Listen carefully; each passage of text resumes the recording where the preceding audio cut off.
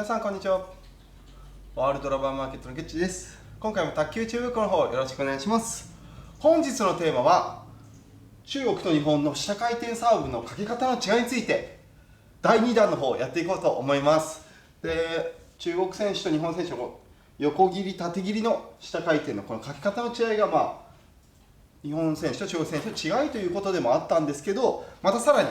ちょっと研究をしていく上で、面白いことが分かってきましたので、そちらの方も話をしていこうかなと思います。で、今回ちょっと注目したのは、なぜ中国人の下回転サーブはストップされにくいのかっていうところにちょっと注目してみました。で、実際試合会場で中国選手の下回転サーブを見たり、YouTube の世界のトップ選手の中国選手の下回転サーブを見たんですけど、やっぱりそれをきっちりストップできている選手がかなり少なかったんですよね。で、日本の選手の下回転サーブはどちらかというと綺麗にストップされやすい感覚がちょっとありました。なんで同じ下回転なのにストップされやすい、されにくいの差が生まれているのかっていうのを、ちょっとそこを研究したんですけど、面白いことが分かりまして、中国の人の場合はこの下回転出す時ですね、この時に速くて短い下回転サーブを出していました。普通の下回転サーブでスピード、速さという面はほとんど意識していないところだと思うんですけど、速くて短い下回転ですね。日本の選手の場合は、短く下回転を出すのは一緒なんですけど、ただ下回転の球のスピードはかなり遅いです。そこの差が驚きましたね。中国選手の場合は速い下回転で短い。で、日本の選手の場合は遅くて短い下回転ですね。遅くて短い下回転ってこういう感じですよね。ゆっくりですよね。なのでボールとしてのやっぱり勢いも少なくて、回転の判断もやっぱりゆっくり飛んでいくので、相手もレシーブしやすいかなと思います。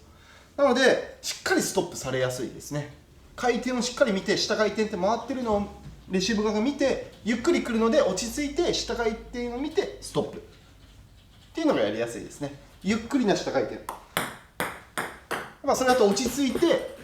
ポールの回転見ながら合わせてレシーブができます。だからやっぱストップされやすいのかなっていう感じがありました。で、しかもボールの勢いもなんていうんですかね、こう短くてゆっくりなために、やっぱりゆっくりなボールは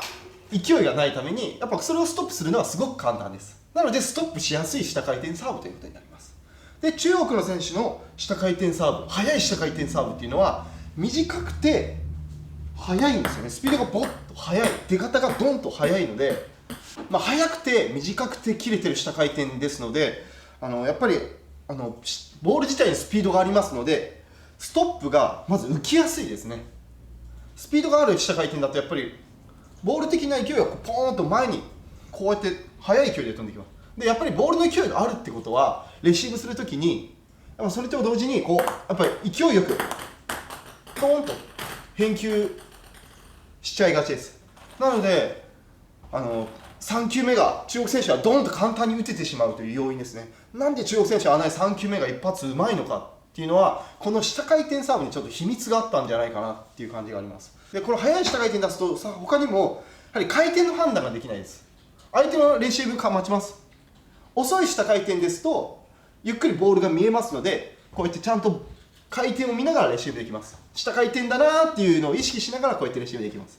で、中国の選手は下回転が速いのでボールが回転がよくわからないです。やはりこうやって速い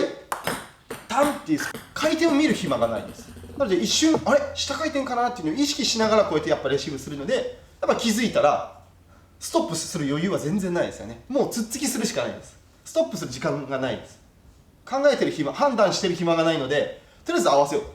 そうするとやっぱ相手の3球目を食らうっていう感じで、見事中国選手の戦術にはまっていくのかなっていう感じがありますね。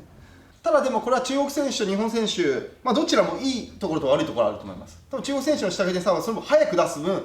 早く帰ってきやすいので、早く3球目を待たなくちゃいけないっていうのも大変だと思いますし、日本の選手のその下回転サーブの出し方は逆にストップされやすいので、台上からのこうやってプレーがやりやすいという、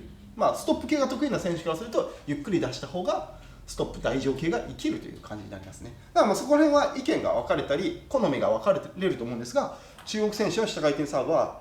縦切り横切りのパターン以外にも速さという面を工夫してるなっていうのがすごくありました。速い下回転で短く出すのはどうやったらいいかっていうのは私もちょっと今まだ練習中なので、プレーを見せれるほどのレベルではないんですけど、ただちょっと研究をしましてちょっとしたポイントを皆さんにお伝えしようかなと思います。でまず1つ目ですね。1つ目はこの台の手前、この卓球のこの白いラインですね。このエンドラインのワンバウンド部をこの台の手前の方に引きつけて切る。そうするとボールが進みます。ポッと出ます。速くなります。この手前ら辺でできるだけバウンドさせることが速い下回転を出すポイントの一つかなと思います。あとはこのポイントは叩きつけるように切るっていうことですね。やはり日本の選手の場合こうやって置きに行く感じが多いですね。そうするとやっぱ遅い下回転になっちゃいます。これでこう切る感じですね。こう叩き切る。これが変化も分かりにくいですし、速い下回転を生む一つのポイントかなと思います。こういう振りです。台の手前の方にワンバウンド目をさせる。叩きつけるように下回転サーブを出す。でこういう感じです。イメージ的には。これでワンバウンドで切れたサーブが出せれば、その後2バウンドの切れた下回転サーブに速いやつをトライすればいいかなと思います。これだけ速い下回転を覚えることができれば、ストップをされない3球目が着実に攻めれる中国選手のような下回転サーブが、マスターできるかなと思います。まだ技術的に私はまだ今ちょっと訓練中なんですけど、